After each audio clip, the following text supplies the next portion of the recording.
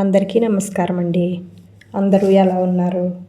మనం అందరం బాగుండాలని కోరుకుంటూ మన లైఫ్ టేల్స్కి స్వాగతం చెబుదాం. ఈరోజు మన కథ డబ్బు కంటే గొప్పది. సీతాపతి వ్యవసాయంలో దిట్ట. వ్యవసాయం చేయటంలో మెలకువలు తెలుసుకోవటానికి చాలామంది రైతులు ఆయన దగ్గరికి వస్తూ ఉంటారు. అందరికీ కూడా ఆయన మంచి సలహాలు ఇవ్వటంతో పాటు వ్యవసాయం గొప్పతనం గురించి కూడా చెబుతూ ఉంటాడు. రఘుపతి సీతాపతికి ఒకగానొక కొడుకు. చాలా బుద్ధిమంతుడు, తెలివైనవాడు. చదువుకుంటే వ్యవసాయంలో ఇంకా మరెంతో రాణించవచ్చని సీతాపతి కొడుకుని పట్టణంలో ఉన్న గురుకులానికి పంపించాడు. నాగరికత పెరుగుతూ ఉండటం వలన గురుకులాలు అడవుల నుంచి నగరాల నడిబొడ్డుకు చేరుకున్నాయి. చదువుకునే వాళ్ళ సంఖ్య కూడా పెరుగుతూ ఉండటంతో నిరుద్యోగం కూడా పెరిగింది. అందువల్ల గురుకులాల్లో శాస్త్రాలు, పురాణాలు మాత్రమే కాకుండా స్వయం ఉపాధికి దారితీసే పలు రకాలైన వృత్తి విద్యలు కూడా నేర్పుతూ ఉండేవారు. వాటిల్లో వ్యవసాయం కూడా ఒకటి. రఘుపతి గురుకులంలో చేరి వ్యవసాయానికి సంబంధించిన శాస్త్రీయ విశేషాలు చాలా తెలుసుకున్నాడు. సెలవుల్లో ఇంటికి వెళ్ళినప్పుడల్లా అతను తనకు తెలుసుకున్న విశేషాలని తన తండ్రితో చర్చిస్తూ ఉండేవాడు. కొడుకు జ్ఞానానికి సీతాపతి ఎంతో మురిసిపోతూ ఉండేవాడు. కొంతకాలానికి రఘుపతి చదువు పూర్తయింది. అయితే వాడికి నగర జీవితం మీద మోజు తీరలేదు. తను గ్రామంలో ఉండలేనని తండ్రికి ఖచ్చితంగా చెప్పేసి, నేను పట్టణంలో పెద్ద ఎత్తున పరిశ్రమలను ఏర్పాటు చేస్తాను. వ్యవసాయోత్పత్తుల నుంచి జనానికి ఆకర్షణీయమైన తినుబండారాలు, ఇతరితర వస్తువులు కూడా తయారు చేస్తాను. మనం తరతరాలుగా వ్యవసాయం చేసి సంపాదించిన దానికి మరింత 10 రెట్లు ఒక్క ఏడాదిలోనే సంపాదిస్తాను నేను అన్నాడు.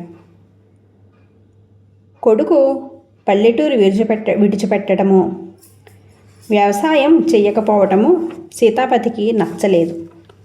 ఆయన రఘుపతితో, బాబు, వ్యవసాయం మన కుటుంబం యొక్క సంప్రదాయం. మన వంటి వాళ్ళ చేతుల్లోనే వ్యవసాయం రాణిస్తుంది. 10 మందికి తిండి పెట్టడంలో ఉన్న ఆనందం ఆదాయం పెంచుకుంటే పెరుగుతుందనుకోవటం తెలివి తక్కువతనం అని నచ్చచెప్తూ ఉన్నాడు. ఇందుకు రఘుపతి అంగీకరించలేదు. నాన్న, వ్యవసాయం చేసి నువ్వు 10 మందికి తిండి పెడుతూ ఉంటే నేను పరిశ్రమలు ఏర్పాటు చేసి వందలాది మందికి ఉపాధి కల్పిస్తాను. వ్యవసాయ కుటుంబం నుంచి వచ్చిన వాణ్ణి కాబట్టి నా వల్ల రైతులకు కూడా మేలు జరుగుతుంది అని చెప్పాడు.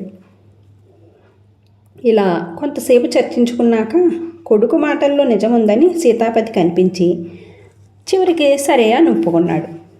అయితే పరిశ్రమలు ప్రారంభించాలంటే కనీసం 1,00,000 వరహాలు కావాలి. అంత డబ్బు ఆయన దగ్గర లేదు.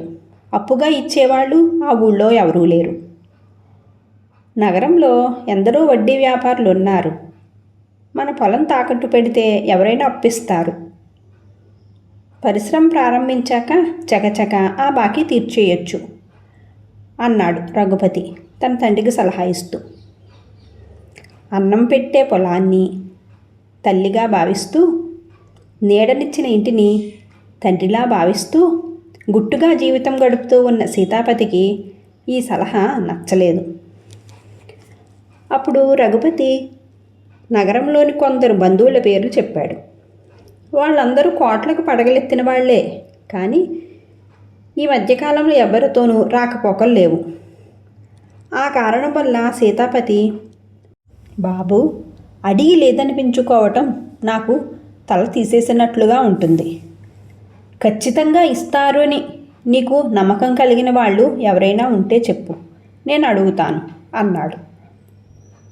నాన్న, నీవన్నీ హిరణ్యాక్షవరాలు, నాకు సహాయపడే ఉద్దేశం నీకు లేదు అని చిన్నబుచ్చుకున్నాడు రఘుపతి.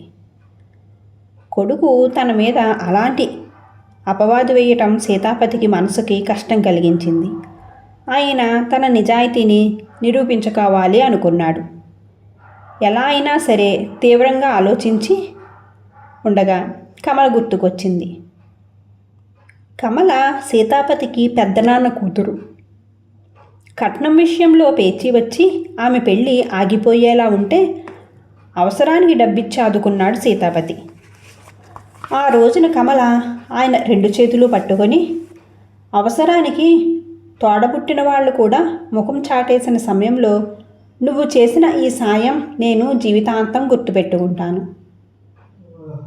కుచేలుడు అటుకులకు శ్రీకృష్ణుడు ఇచ్చిన రీతిలో నీకు ప్రతిఫలాన్ని ఇవ్వాలని నా ఆశయం. భగవంతుడు అందుకు తప్పకుండా సహకరిస్తాడనే నా ఆశ అని అంది.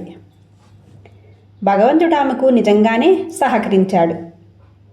పెళ్ళైన 2 ఏళ్లకే ఆమె భర్త చేస్తున్న చిన్న ఉద్యోగం మానేసి వ్యాపారం ప్రారంభించాడు. అప్పటి నుంచి వాళ్ళ జీవితం 3 పువ్వులు 6 కాయలు అయ్యింది. సీతాపతి కొడుకుని వెంటబెట్టుకుని కమల ఉండే నగరానికి చేరుకున్నాడు. కమల వాళ్ళిద్దరికీ కూడా ఘనమైన ఆతిథ్యం ఇచ్చింది. ఆలస్యం చేయకుండా సీతాపతి కమలకి తను వచ్చిన విషయం చెప్పాడు. కమల ముఖం చిన్నబుచ్చుకుంది. ఆమె దిగాలుగా, అన్నయ్య, ఎవరికి అప్పు ఇవ్వకూడదు అనేది నా భర్త సిద్ధాంతం. అయితే ఆయన లేదు అని మాత్రం అనడు. తన వద్దకు వచ్చిన వాళ్ళకి ఏదో ఒక కారణం చెప్పి పంపించేస్తాడు. నువ్వు ఒక రోజంతా ఆయనను గమనించు. అప్పడిగిన వారికి ఏ కారణాలు చెబుతాడో విను. ఆయన ఏ కారణాలు చెప్పలేని విధంగా నువ్వు అప్పు అడగగలవేమో ఆలోచించుకో. నాకు తెలిసి ఇంతవరకు ఒక్కరు కూడా ఆయన నుంచి అప్పును తీసుకోలేకపోయారు అని చెప్పింది. ఆయన ఆమె మాటను విని మరుసటి రోజు అంతా కూడా కమల భర్త పక్కనే ఉంటూ జరుగుతున్న విషయాన్నంతా గమనిస్తూ ఉన్నాడు. ఒక ఆయన తన కూతురు పెళ్ళికి కట్నం డబ్బు తక్కువైందని అప్పుకు వచ్చాడు. కమల భర్త ఆయనతో, అప్పు చేస్తే అది తీర్చే దారి కూడా చూసుకోవాలి కదా, అయినా వరకట్నం ఇవ్వటం తప్పు, నేను అందుకు సహకరించను. అనవసరంగా పెద్ద ఎత్తుకు పోకుండా నీకు తగ్గ సంబంధం చూసుకో, సుఖపడతావు అంటూ ఆయనను మందలించి పంపించేశాడు. మరొక ఆయన అప్పుకు వస్తే, ఎదిగిన కొడుకును ఇంట్లో పెట్టుకొని నన్నప్పు అడుగుతావేమిటి? పెళ్లి చేస్తానన్నావంటే అడిగినంత కట్నం ఇచ్చే ఆడపిల్లల తండ్రులు బోలెడంతమంది ఉన్నారు అంటూ నవ్వుతూ సలహా ఇచ్చాడు. కట్నం తీసుకోవటం తన ఆదర్శానికి విరుద్ధమని ఆయన అంటే, నువ్వు నీ ఆదర్శాలను వదలనప్పుడు నేను నా ఆదర్శాన్ని ఎందుకు వదలాలి? అప్పు ఇవ్వకపోవటం నా ఆదర్శం అని చెప్పాడు కమల భర్త. ఇలా చాలామందికి జరిగాక తండ్రితో పాటు ఇదంతా చూస్తూ ఉన్న రఘుపతికి అక్కడ తమకు అప్పు పుట్టడం కష్టమని అర్థమయ్యింది. అయినా సీతాపతి కమల భర్తని అప్పు అడగడానికే నిర్ణయించుకున్నాడు.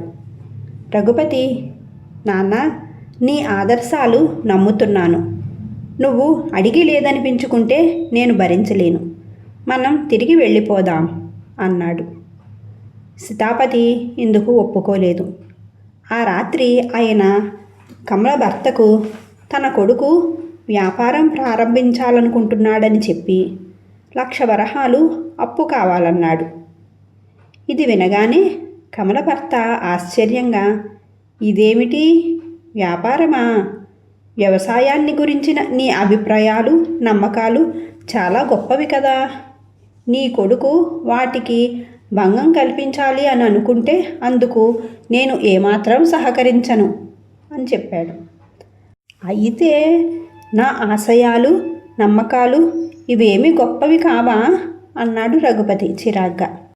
ఇతరుల నమ్మకాలకు, ఆశయాలకు ఎటువంటి భంగం కలిగించకుండా ఉన్నప్పుడే ఎవరి ఆశయాలన్నా గొప్పవి అవుతాయి అన్నాడు కమల భర్త వెంటనే.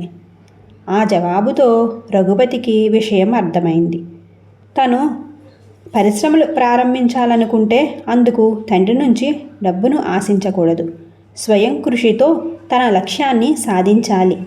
ఇది అర్థం కాగానే రఘుపతి కమల భర్తతో, మీరు అప్పు ఇవ్వరని తెలిసి అంతా మీ దగ్గరకు అప్పు అడగటానికి ఎందుకు వస్తారో నాకు ఇప్పుడు అర్థమైంది.